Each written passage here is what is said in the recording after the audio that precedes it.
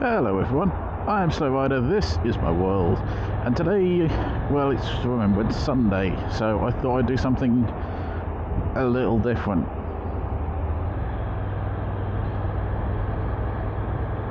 My interest was piqued a couple of months ago by something that was pointed out to me, and I didn't know it existed. Not motorbike related at all. But yeah, it just interested me.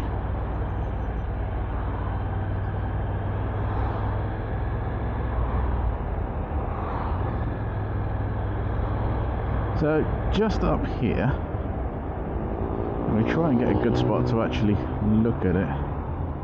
Yeah, we're gonna go down here because I think we can. Behind the bus, because on my left-hand side is a gold post box.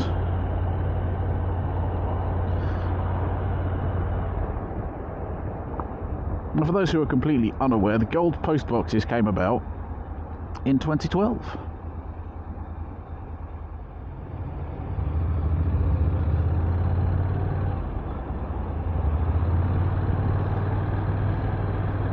The idea was that for each gold medal that a British Olympian or Paralympian won at the London 2012 Games, they would get a gold postbox, and they could choose which postbox they wanted to be painted gold as well. And that was one of the postboxes for Sarah Story.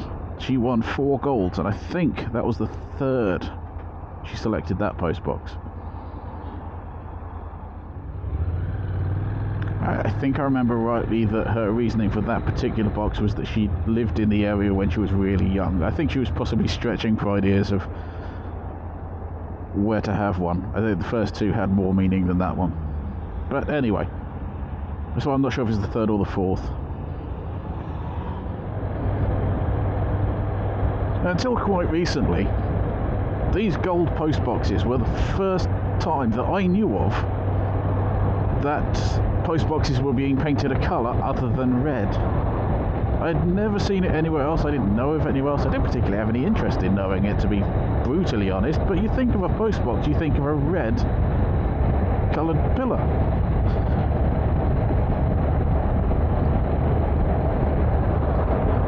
But a couple of months ago, the day off that me and my girlfriend had,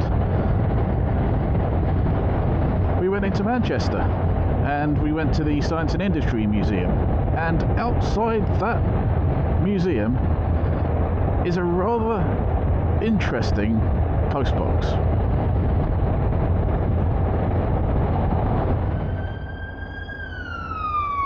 Oh, incidentally, Manchester had some bees a while ago, and there's one of them there. They were dotted around town, and you could go around and spot them all. I forget exactly why they were out. It was something to do with... was there 22 of them? I can't remember. Something to do with memory of those who died in the arena bombing, I think, if I remember that rightly. But they auctioned them off, and the owner of that place there bought one, and he's kept it there. I think there's one still at Manchester Victoria Station if you're ever in Manchester.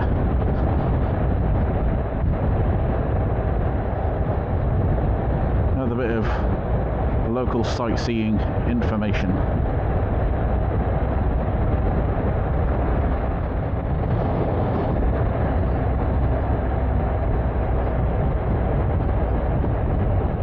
But the only sightseeing you'll see in Salford anyway, those 2 things. Where are you going? Why are you indicating right?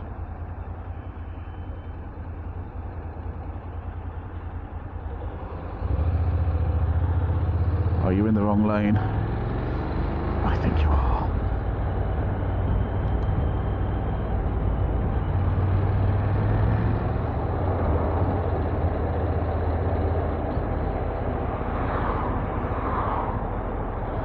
Right, we're nearly there. This is Deansgate. Actually, I think the road's called Deansgate as well, but there's a railway station there, and then there's a tram stop. That's basically where we are in Manchester right now, for anyone who's interested.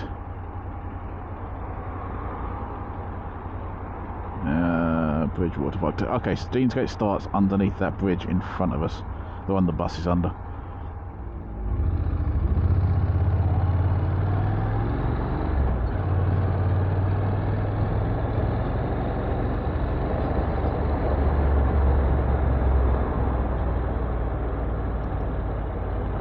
I think this is the right turning.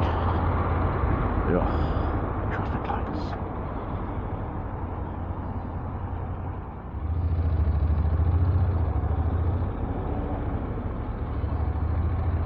Yeah, so there's some nice oldie buildings here. This one with scaffolding on it, I think was the Air and Space part of the Science and Industry Museum. Yeah, I'll tell you a little bit about that in a moment.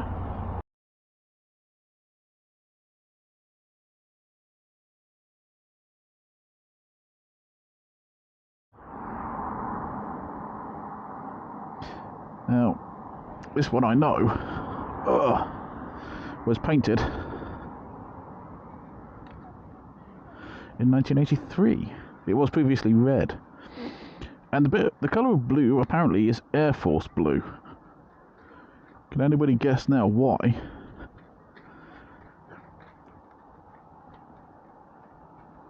It's blue. We actually have a plaque on it here. But basically, in 1933, there was 2 sets of post boxes done. One was red for surface mail, and the other one was blue for air mail. It didn't last very long. About a year, as I understand it, and then they decided it was a terrible idea to have 2 separate sets of post boxes, so they painted them all red. In 1983, it was the 50th anniversary, and as this is right by the Air and Space bit of the Science and Industry Museum, they painted this one blue as a memorial. Not a memorial, as a, commemoration, that's the right word. But one of the other interesting facts about this, and one of the reasons I wanted to show you this today, is because you may notice the crest at the bottom there says GR. Now, if you look at any postbox, I'm going to make my way back now. If you look at any postbox, you'll notice that they say ER for the vast majority. I understand there are some that say VR. But yes, that one is from the reign of George V, who is King Charles III's great-granddad. The reason I mention it is because there's a lot of things recently, with the Queen passing this year, sadly, which is where it links into Remembrance Day, I guess you were wondering. With the Queen passing this year, there's a lot of things that change. For example, QCs become KCs, and obviously postage stamps have to change and all that sort of stuff, but some things remain the same, and postboxes is one of them. Unless they need to replace it or repair it or whatever, they keep the original crests on. Any that are now put up will have CR on them for Charles III. I think there are some that have VC from Queen Victoria, but that one is King George V. I just thought it was interesting. Anyway, there's more history down here. There we go. Right. A little bit of space now because people down here. So this is the Museum of Science and Industry. They've got a lot of work going on at the minute. But there's more history down here. We head further down the road and I try and remember how I'm getting out of Manchester. This uncovered building here, this is, well, as it says, the 1830 station. This is the end of the Manchester end of the Liverpool-Manchester Railway, which opened in 1830. The first intercity railway, as in a railway that runs between 2 cities. And until, I think it was 2018, sometime around then, it was still connected to the national network, until this built this monstrosity, the Ordsall Cord, the worst thing they've added to the Manchester Railways in a long time. Honestly, if you're going through Manchester and you're wondering why your train is late, the answer is probably that bridge.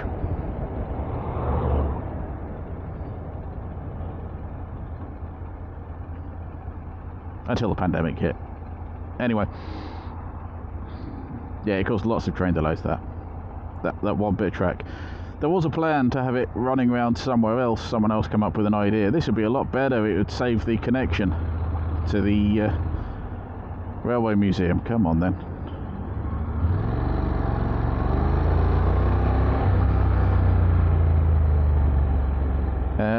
And then Network Rail and the DFT turned around and said, yeah, but it's going to cost a shitload more money to do it that way, and besides which, we're going to have to knock down a listed building. So we're not doing it.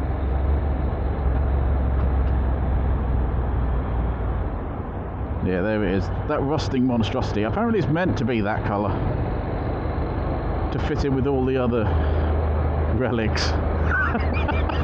I don't know if that's the official reason. I genuinely don't. I'm assuming it is.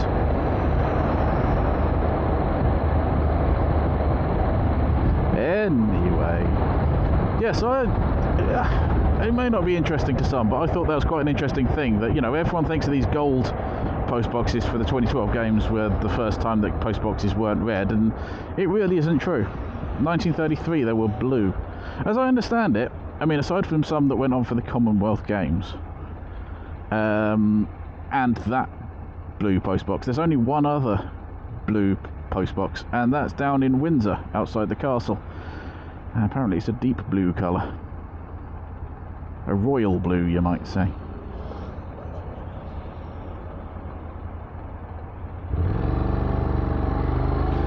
Now let's get out of Dodge.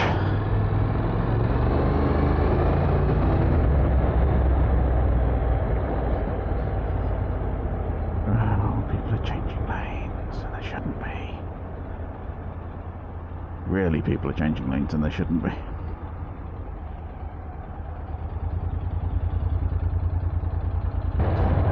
Anyway, back onto the subject of motorcycles. Just for a small bit of time whilst we're heading out of Manchester, there was a bit of video that I was going to do on my Wild Bad Weekender video, and I thought I had recorded it whilst we were making our way to the starting point, me and Picos Paul and a couple of other riders. I'm sorry, right now I really cannot remember your names. I'm really sorry. Was one of you called John? I don't know. God, that's bad of me, isn't it? Anyway, you had to pull in close, didn't you? You got plenty of room. Go on, scoot. Now you're going to take up all the fucking lane.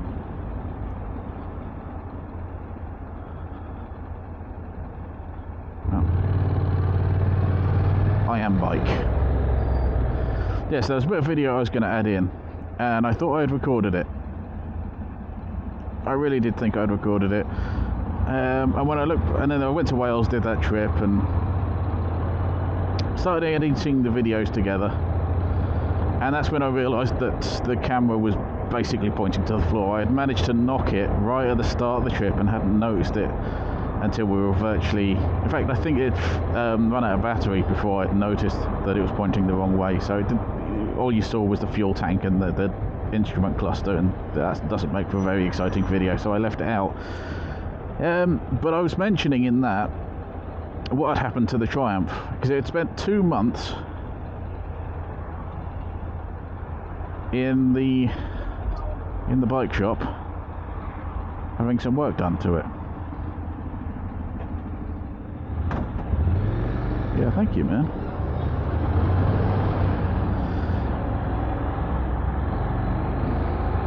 So the story goes something a little bit like this.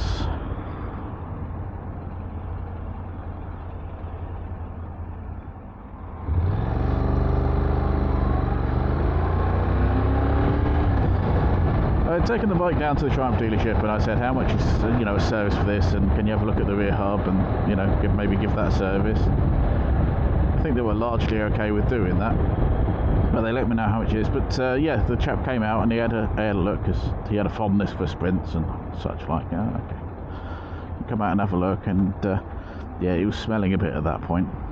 And they said, yeah, that's a heck of a whiff. It smells like something's burning itself. Great. But we booked in a provisional date for having a service. No problem. They go the same way, dude.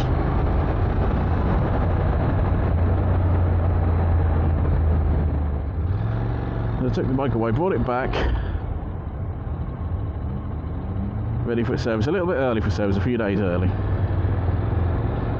The idea being, if they got a moment, they might, you know, over sort of 5-10 minutes, but if they had a spare bit of time, a cancellation or something, they might be able to give the bike a quick check over for other things. And anyway, as I was taking it there, it was starting to smoke from the right hand side, which was cause for concern. I mean, not like steam, I mean proper burning. Yeah. Anyway, so they took it in, and I'd mentioned I'd seen the smoke. Okay. And the time came, and I think they had managed to get a look the day before the service was actually due to happen, and they said, yeah, about your bike, we need to order some parts. Oh god, it is bad news coming. So I'd mentioned, essentially I had a £2,000 budget to service it, get the rear hub done and anything else, and yeah, they said, basically, we know you need a regulator rectifier. You know, that's kind of burnt out. We also think you need an alternator. This wasn't good news for me at this point, but I said, you know what? If we can squeeze it in that £2,000 budget, and he said, yeah, we can just about do that. Yep, no problem.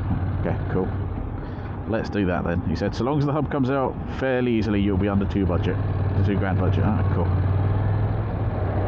So they get set to work on that. Okay, they did. Yeah, so they needed to order those parts. They said they won't be until Monday. We haven't really got any work time because it was in the middle of the summer. You know, everyone's booked up like 6 to 8 weeks ahead. I figured it might be 4 weeks. No, 6 to 8 weeks. Anyway, they squeezed it in July 23rd. That's the information I got. That's when it can be squeezed in for this work to be done. Fine. So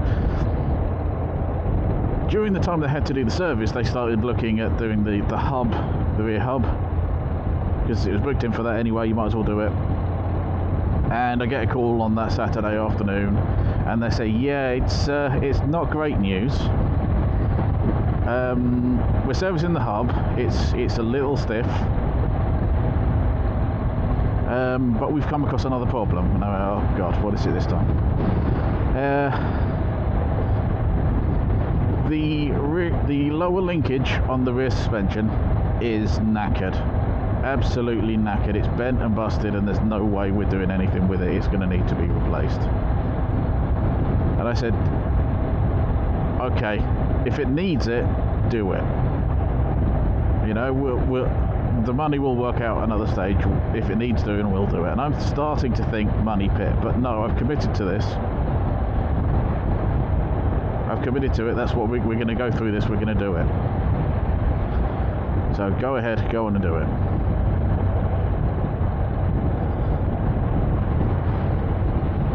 So they're going to get that done. Anyway, the day for they finally get it done, July 23rd. So this is literally the week of the Wild Bad Weekender. And the day after, I think it was, because they were still working on it on that. When they'd finished the day, they were still working on it. That's never a good sign. Anyway, I go up there and he says, right, he shows me some of the bits that come off the bike. The brake pads, oh god, the brake pads. I mean, we knew the brake pads were needed doing. There wasn't much left on them. If I said there was maybe 1/10 of a millimetre left of brake material on front and rear, I would probably be exaggerating. There really wasn't much at all. So yeah, they got changed. Fortunately, they bled the brake fluid out. That apparently came out black, which is always nice. Changed the engine fluid, the oil filter, engine fluid, engine oil, oil filter, coolant they changed. And all of the previous mentioned work, the alternator, the regulator rectifier, obviously the rear service hub, the rear suspension linkage, all there, all done. And he said, we're charging you a little over £2,000, 2,080 I think the actual figure was. He said, because that's what we said it would cost. We said, at worst case scenario, that's what it would cost. We actually spent another 5 or 6 hours working on it beyond that, but because we didn't agree to that work, we're not charging you for it. I'm like, well, I mean, I would have had to pay it.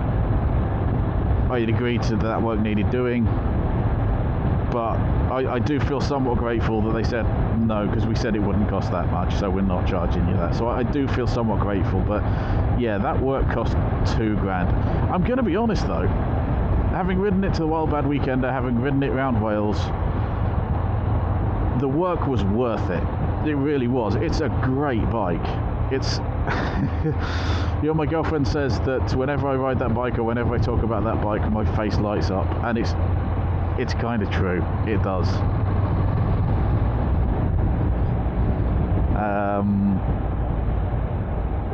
I would say it's the best bike I've ridden. And granted, I've ridden 7 bikes, some not for very long, but it is by far the best bike I've ever ridden. So smooth to ride, so comfortable, and alright, I'm reasonably sure there have been modifications. I'm reasonably sure that not everything is original parts, but oh, so good.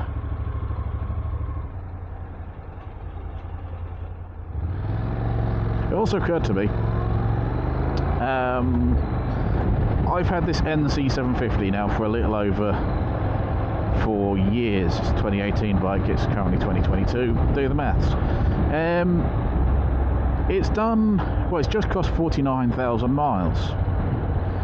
So I was thinking of a long-term review of this bike, and I can't decide whether to do the 4-year review, which would have been about 48,000 miles, or whether to wait and do the 50,000 mile review, and I'm probably going to go somewhere in the middle.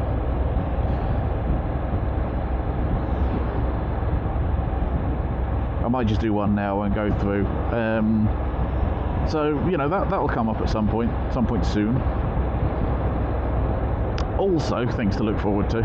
Well, maybe not. I don't know. I don't know if I'm going to do a video of this or not. But at the time this video goes live, I've probably just finished the Ring of Red on the M60.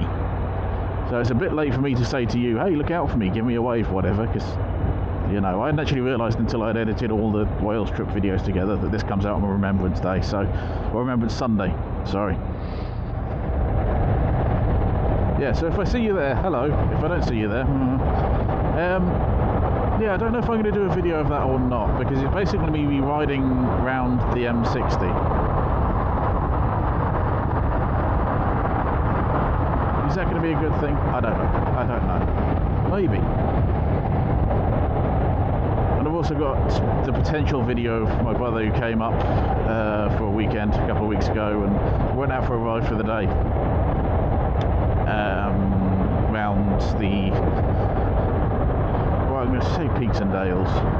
It's not quite that, but yeah, so I might do a video of that because I did record it. We shall see. We shall see. But I think that's it for this video. Thank you very much if you got this far. I know it's not the most exciting content on the internet, but I do appreciate every view, every minute watched, every subscription. I really do appreciate it. Thank you very much.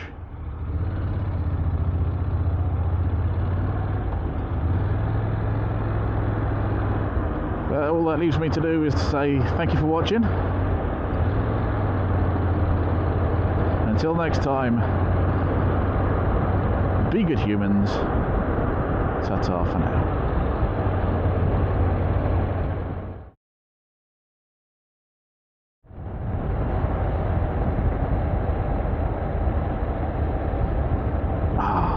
Costco fuel runs.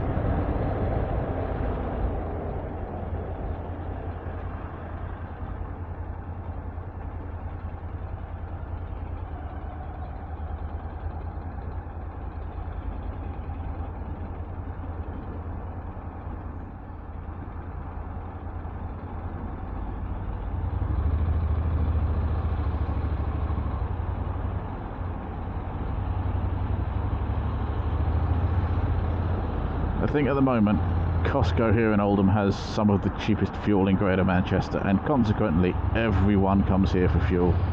Everyone. Not everyone, but a lot of people do, and there's regularly queues.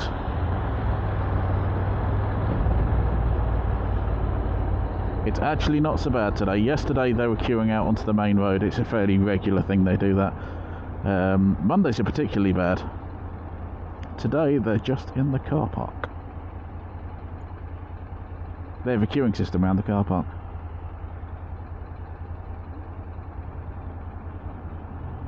I'm going to be here for a while, I think.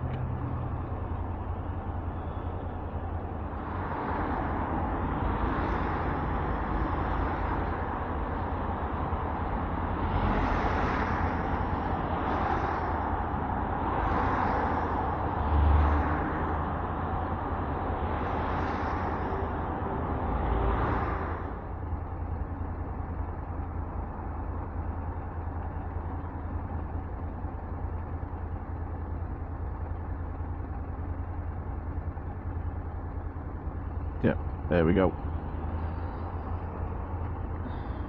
The queue for fuel.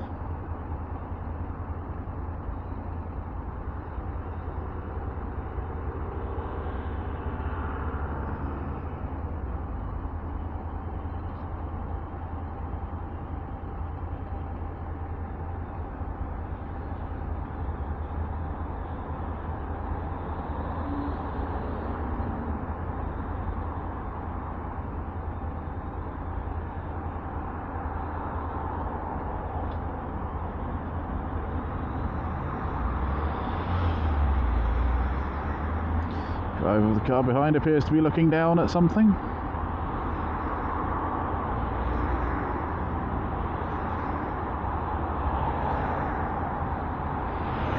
Lost the what's it in the footwell, maybe.